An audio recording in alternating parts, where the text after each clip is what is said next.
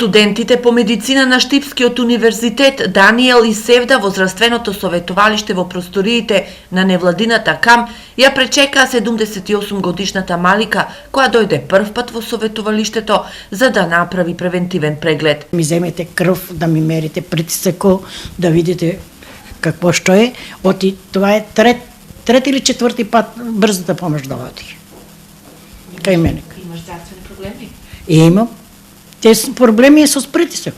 Дигна го и ни мога да думам, ни мога да дишам, ни ништо. Даниел е од Куманово и е 5-та година на факултетот по медицина, додека Севда, која е од Делчево, студира во 1-ва година. Во советувалиштето тие ќе вршат превентивни прегледи и ќе даваат совети под надзор на искусен лекар. За мене ова е огромно искуство затоа што сето ова носи некаква специфичност сама по себе, затоа што ние, го водиме овој проект студенти под мониторинг на доктори.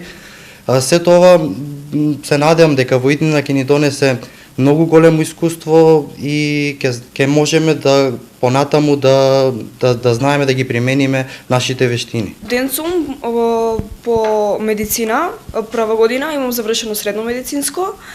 Ме побара за да дојдам овде, да се едуцирам повеќе во врска со здравието и да помогам на луѓето. Проектот Здравствено советувалиште во ромската средина го реализираат заедно невладините Ирис и КАМ. Биат опфатени барем во нашиот регион, односно во Делчево и село Црник, некаде околу 10 студенти, не се работи само за студенти роми, туку студенти од други етнички заедници, како што се македонци и турци, се со цел да постои подобра комуникација и меѓу самите млади, да учат самите за себе, но и да ги научат и навиките и потребите на заедницата, каде што најверојатно ќе работат после нивното завршување на студиите. Инаку во периодот од 8 месеци, здравственото советувалиште ќе пружа превентивни прегледи во Делчево и во Пехчевски Црник. Проектот е поддржан од Фондацијата Отворено општество.